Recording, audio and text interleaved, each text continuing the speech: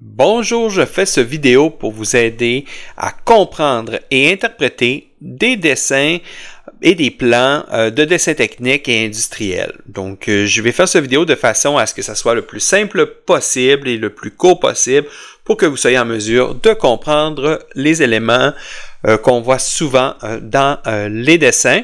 Par contre, c'est certain que je ne pourrais pas passer à travers tous les éléments, étant donné que le domaine du dessin industriel et technique, c'est quand même assez complexe. Donc, commençons. Donc, ce qu'on voit ici, c'est une vue isométrique. Donc, c'est une vue 3D d'une pièce ou d'un assemblage. OK?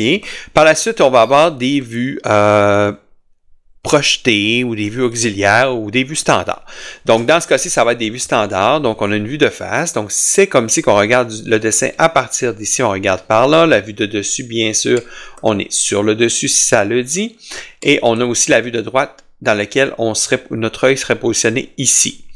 Bien entendu, ça pourrait arriver qu'il y ait d'autres noms. Des fois, on va vue de plan, vue d'élévation, mais pour le cadre de ce petit tutoriel, on va rester avec ces noms-ci. Ce que vous voyez ici, c'est des cotations. OK? Donc, là, dans ce cas-ci, j'ai fait les R2, donc c'est les cotes qui montrent la distance la plus large, la plus longue et la plus haute de la pièce. On voit ici une cote de 150. Ça indique au départ qu'ici, il y a un trou. Donc, c'est le trou qu'on voit ici. Donc, on voit qu'il y a un diamètre de 150 dans ce trou ici. Ce que vous voyez, cette ligne-ci, c'est une ligne de centre. Elle est aussi indiquée souvent avec le CL qui dit Centerline. Donc, ça veut dire que le milieu de ma pièce est ici. Donc, tu ne peux pas retrouver ça si votre pièce, exemple, ou l'élément que vous voulez montrer n'est pas symétrique. Ce qu'on va voir autour du trou ici, ça c'est le trou qu'on voit ici, c'est un axe de centrage. Donc, ça va arriver surtout pour les cercles, les trous, pardon, circulaires. Ici, on trouve les deux en un. Le centre de la pièce est ici. Vous voyez, donc on a comme rallongé la ligne. Et vous avez l'axe de centrage du trou. Dans cette page-ci, je vais vous parler des lignes pointillées qu'on voit ici. Ça représente des lignes cachées. Donc, ce qu'on veut dire par là, c'est que c'est pour représenter un élément qu'on ne voit pas, mais qui est bien là, souvent derrière. Donc, et ici, c'est notre vue de face, comme si que notre œil serait ici. On ne voit pas le trou qui est à l'arrière ici. Mais, par contre, en ayant des pointillés ici, on voit que c'est derrière la façade qu'on va avoir ces éléments-là. Souvent, on ne mettra pas de cotation directement sur ces éléments-là. C'est souvent pour référence, mais ça peut arriver que si vous n'avez pas de meilleure vue, que vous puissiez les coter. Donc, quand ce sera en pointillé comme ça, cela va vous dire ça.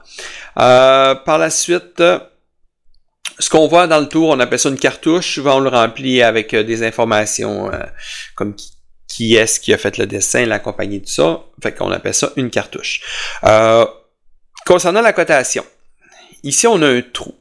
Donc, un trou qui est à 150 mm du bord ici. Lorsqu'on cote un élément comme un trou ici, c'est important de choisir l'élément de référence le plus fiable pour le coter. Donc, exemple, si je veux coter la hauteur, faut savoir qu'est-ce qui est important pour moi. Si, exemple, la hauteur ici n'a aucun impact, peut-être que je ne mettrai pas ça comme référence pour le percement. Mais si, exemple, ici, je me dis, faut absolument que ça soit une distance X du bas du boîtier pour quelconque raison technique que ce soit, ben souvent, je vais prendre ma cotation puis je vais le faire avec cet élément-là. Parce que c'est l'élément avec lequel je veux qu'il y ait le moins de jeu possible, puis que je voudrais une cotation là où le moins de tolérance possible. Alors que si je le cote à partir du bas, ça peut m'apporter un risque d'avoir un jeu plus haut en haut, vu qu'ils vont se concentrer sur la cotation à partir du bas. Donc, c'est vraiment important de choisir, entre autres, là, à partir de quel élément, quelle référence, où est-ce qu'on cote. Donc, on ne code pas sur les éléments qui, pour nous, sont pas importants.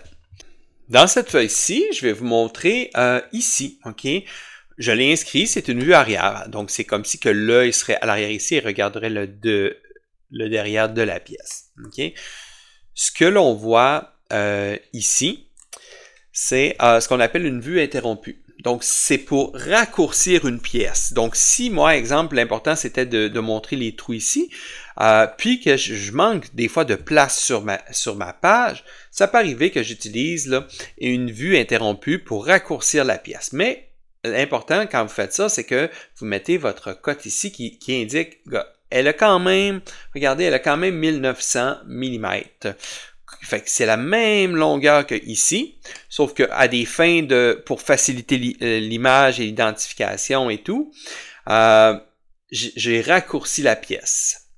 Par la suite, on voit ici, c'est ce qu'on appelle une vue en coupe. On la reconnaît souvent par ces lignes courbes, très anormales, voire des splines, OK?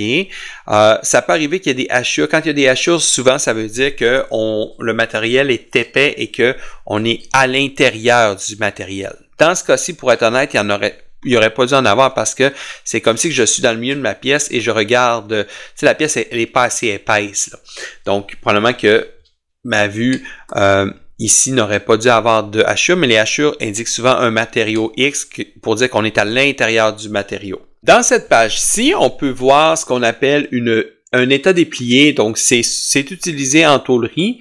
C'est votre pièce, exemple là, de tôle, avant qu'elle ait tous les plis, à quoi elle ressemblerait. Donc, dans ce cas-ci, souvent, on dit comme référence la largeur maximale et la longueur de la pièce qui va donner des références. Donc, c'est vraiment un état déplié. On utilise ça en tôlerie.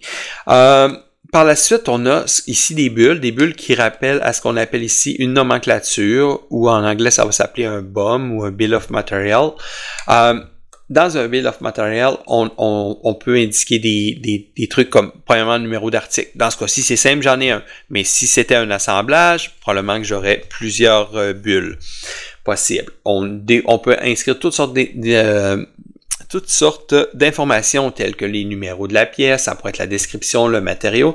J'aurais pu mettre la longueur, j'aurais pu mettre le poids, etc. Là, j'ai mis la quantité. La bulle, souvent de base, si la bulle a juste un chiffre, elle va indiquer le numéro d'article qui va référer à une bulle.